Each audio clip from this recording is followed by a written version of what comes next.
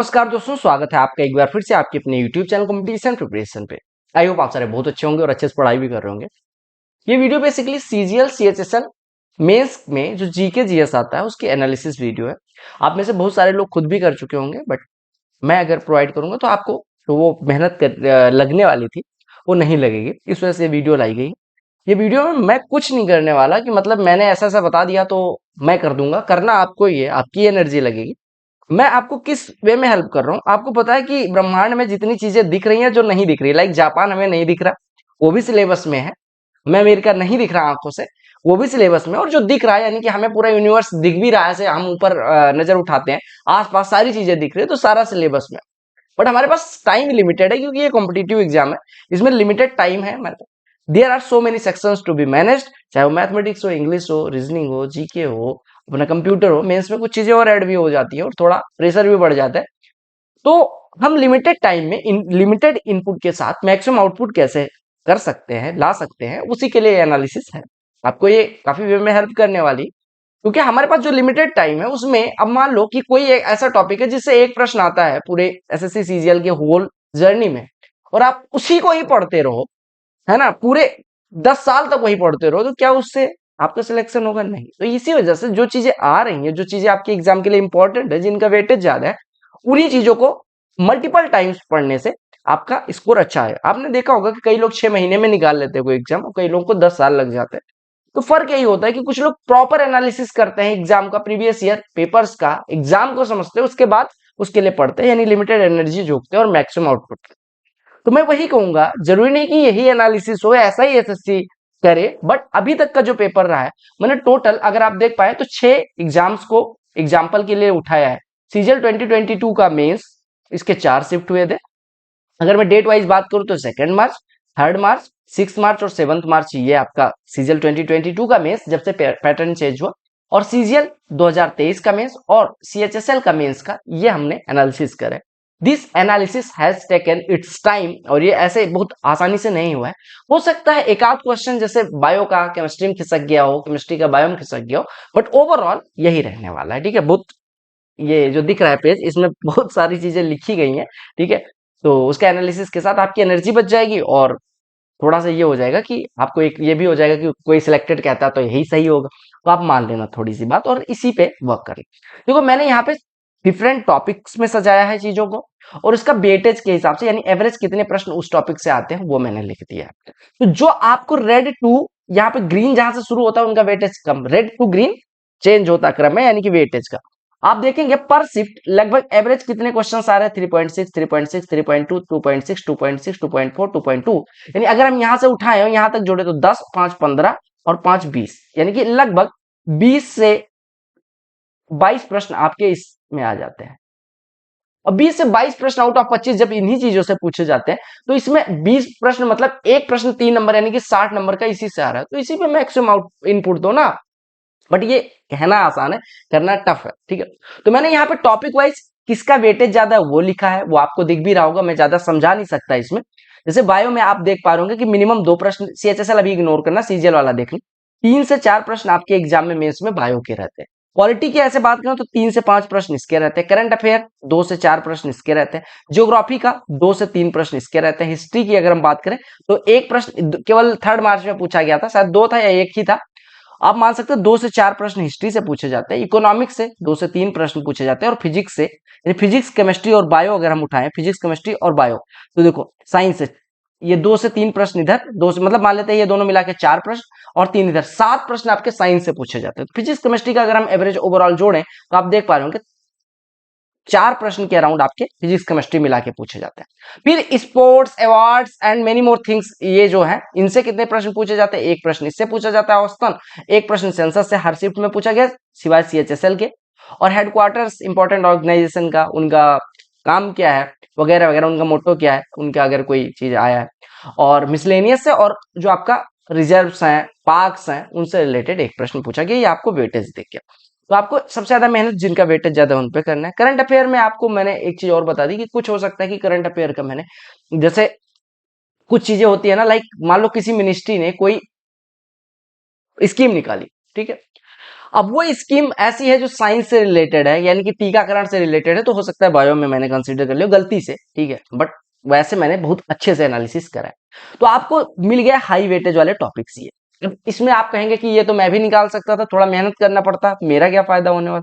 ठीक है, इसके साथ ही मैंने एनालिसिस में कुछ चीजें और ऐड करी है, वो देख लेना, और इसका पीडीएफ मैं टेलीग्राम पे भी शेयर कर दूंगा, आप वहां से देख सकते हैं। पहली चीज तो आपको मैक्सिमम इनपुट इसी में देना है, ताकि आपका इससे जो चीजें श्योर शॉर्ट है कि आनी है, एक प्रश्न मतलब 3 नंबर, और 3 नंबर से आपकी रैंक 500 1000 खिसक जाती है। आपको पता होगा जब फाइनल रिजल्ट आता है तो 1000 2000 भी खिसक सकती है, आप 4600 पा सकते हो या 2400, आपका लोकेशन चेंज हो सकता है, इस वजह से इंपॉर्टेंट है, ध्यान से सुनो।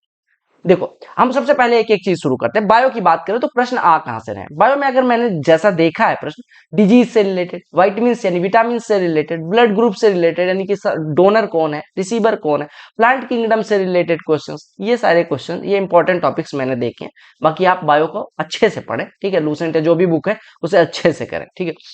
अगर हम बात करें, यहाँ पे अगला टॉपिक है हमारा पॉलिटी। पॉलिटी में कहां से क्वेश्चन मुझे देखने में आए, जो एक्ट्स हैं, ठीक है, जो जैसे गवर्नमेंट ऑफ इंडिया है, कॉन्स्टिट्यूशन का सबसे ज्यादा पार्ट वहीं से लिया गया, तो वो एक्ट, कमिटीज, इंपॉर्टेंट कमिटी कोई बनी, ठीक है, तो आपको पता होगा ना, स्वर्ण सिंह कमेटी मान लेते हैं, तो जो इंपॉर्टेंट कमिटीज हैं वो इंपॉर्टेंट। मेकिंग ऑफ कॉन्स्टिट्यूशन में कौन प्रेसिडेंट, कौन किसको क्या दिया गया था, किस, फिर जब इंटरिम गवर्नमेंट बनी तो किसको कौन सा पद दिया गया, वो सारी चीजें इंपॉर्टेंट है।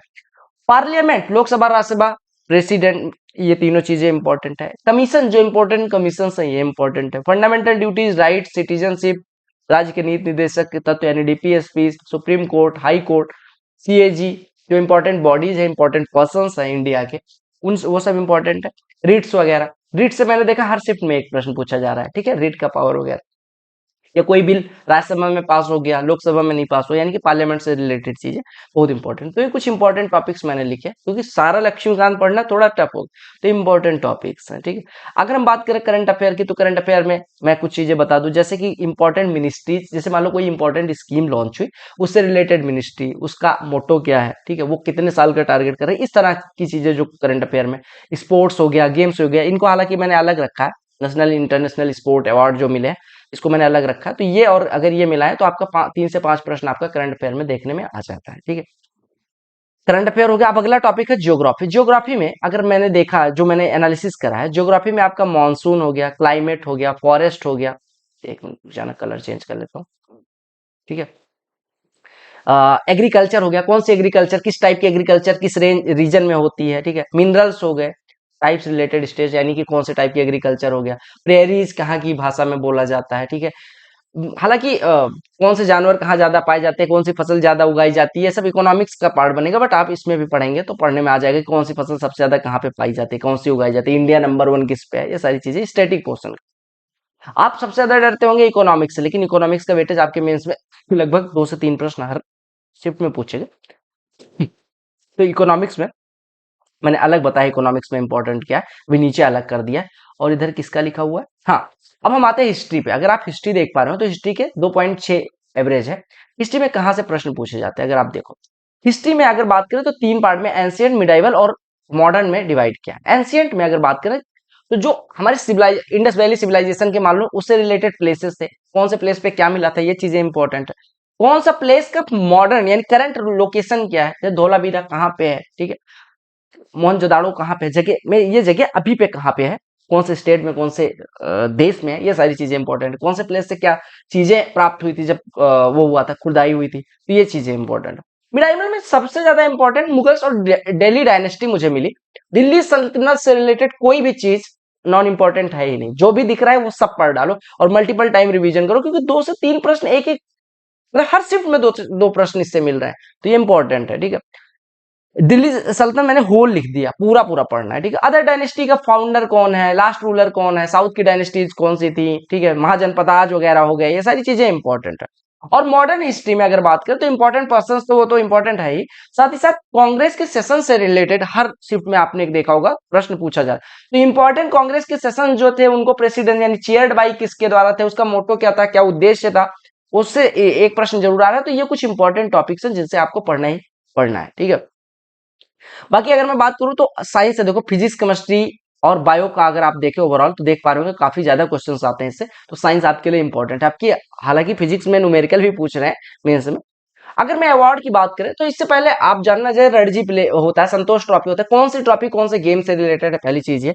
दूसरा जो अपना जो रणजी मैच हो रहे हैं, इंटरनेशनल कोई मैच हो रहा है, रेलवेज वगैरह का होता नहीं रणजी वगैरह, और कोई ऐसे टीम वगैरह हो रही हैं डिपार्टमेंटल टीम्स वगैरह का मैच, या फिर हम मान ले आईपीएल मान लेते हैं, या फिर मान लेते कोई कुश्ती की प्रतियोगिता हुई, कबड्डी प्रो कबड्डी होती है, ये सारी चीजें जो नेशनल गेम्स हो रहे हैं वो तो इंपॉर्टेंट है ही, साथ इंटरनेशनल वाले तो इंपॉर्टेंट है ही। अब इंटरनेशनल में इस बार ओलंपिक हुआ तो ओलंपिक पैरा ओलंपिक सारी चीजें इंपॉर्टेंट बनेंगी, तो इससे हालांकि एक ही प्रश्न आता है बट इंपॉर्टेंट है। अवार्ड में अगर बात करें, पद्मा अवार्ड हो गया, भारत रत्न हो गया, अभी आगे मैं एलाबोरेट कर दूंगा।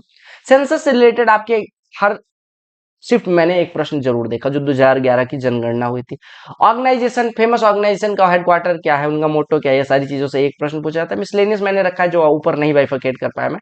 और टाइगर रिजर्व्स हो गए, मतलब डिफरेंट काइंड ऑफ रिजर्व्स हो गए, पार्क्स हो गए, उनसे रिलेटेड स्टेट्स हो गए, कोई इंपॉर्टेंट प्रोजेक्ट है तो उससे रिलेटेड एक आध प्रश्न आता है। अब आते हैं हम इस पे, सेंसस में क्या प्रश्न आ रहा है। सेंसस में लिटरेसी, फर्टिलिटी, कंपैरिजन, यानी कि फीमेल की लिटरेसी क्या है, मेल की कौन से स्टेट की हाई है, कौन से स्टेट की लो है, इस तरह के प्रश्न आपके उससे आते हैं। ठीक है, इकोनॉमिक्स में 5 ईयर प्लान से लगभग हर शिफ्ट में मैंने एक प्रश्न देखा, उसका मोटो क्या था, पंचवर्षीय योजना का, जीडीपी, जीएनपी, इंपॉर्टेंट कर्व हो गए, ये सारी चीजें, महंगाई, ये सब सारी चीजें बेसिक चीजें।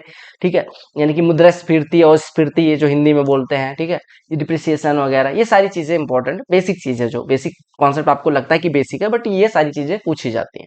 अगर मैं फिजिक्स में बात करूं तो सबसे ज्यादा प्रश्न मुझे मिले हैं यूनिट से, यानी एमकेएस, सीजीएस, जो एफपीएस, ये तीनों पद्धतियां थी, उसकी जैसे पूछ लिया गया कि एम्पियर किसका यूनिट है, फैराडे किसका यूनिट है, इससे प्रश्न आपके मेंस में देखने में आएंगे। इंपॉर्टेंट लॉ जैसे ओम्स लॉ हो गया, कुलॉम्स लॉ हो गया, इससे रिलेटेड, किससे रिलेटेड, ये सारी चीजें इंपॉर्टेंट है। इंपॉर्टेंट फॉर्मूला जैसे छोटे छोटे फॉर्मूला हो गए, अब 1/f is equal to 1/b plus 1/u, यहाँ पे b क्या है, u क्या है, f क्या है, ये सारी चीजें आपको पता होनी चाहिए। Physics, basic physics. डायोप्टर किसका यूनिट है, लेंस का जो होता है पावर होता है उसको किस में मापता है, ऐसी चीजें। वेव्स हो गई, विबज्योर से रिलेटेड जो भी चीजें हैं, वेवलेंथ क्या होती है, ये सारी चीजें बेसिक बेसिक चीजें आपको इंपॉर्टेंट है। ठीक है, केमिस्ट्री में बेसिक कॉन्सेप्ट कर लेना कि एल्डिहाइड क्या होता है, मतलब जो बेसिक केमिस्ट्री, एसिड में क्या सी डबल ओ एच होता है या ओ एच होता है। ठीक है, एल्कीन क्या होता है, मतलब एल्केन क्या होता है, एल्काइन क्या होता है, बेसिक फार्मूला क्या हो गया, कि जैसे कहा जाता है कि खाने का सोडा का फार्मूला क्या है, इस तरह की चीजें जो है वो इंपॉर्टेंट है। बट वैसा एकदम गिरा हुआ नहीं है, अच्छे क्वेश्चन आ रहे हैं।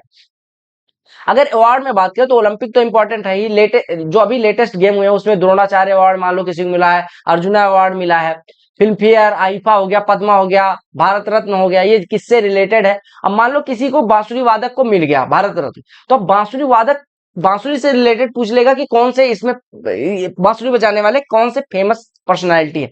इस तरह के भी प्रश्न करंट अफेयर में जोड़ के पूछ लेते हो, तो इस तरह की चीजें इंपॉर्टेंट बनेंगी। साथ ही साथ फेमस ऑर्गेनाइजेशन में जैसे डब्ल्यूएचओ हो गया, वर्ल्ड बैंक हो गया, अब इंडिया की बात करें तो आईसर हो गया, आईआईटीज हो गया, कुछ इंपॉर्टेंट चीजें कर रही हैं। ठीक है, या इसरो हो गया, नासा हो गया, इनसे रिलेटेड कुछ भी होता है, पीएसएलवी, जीएसएलवी, जो भी होती हैं चीजें जो न्यूज में रहती है, वो सारी चीजें इंपॉर्टेंट है ही।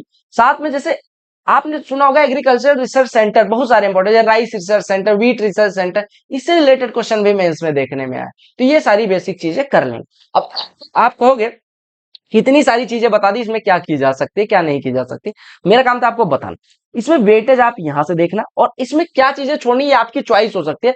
मैं तो कहूंगा सारी चीजें पढ़ लो, बट आप टाइम के हिसाब से डिवाइड करो और उसी हिसाब से उस टॉपिक पे मेहनत करो जितनी उसकी औकात है, जितना उसका महत्व है। ठीक है, आई होप आपको चीजें समझ में आ गई होंगी। मैं एक बार इसको वो कर लेता हूँ कि कोई चीज छोड़ी तो नहीं मैंने, हाँ ये सारी चीजें। अगर आपको लग रहा होगा कि ये बहुत आसान चीज थी बनाना तो ठीक है, बहुत अच्छी बात है, बट इसमें एफर्ट लगा है।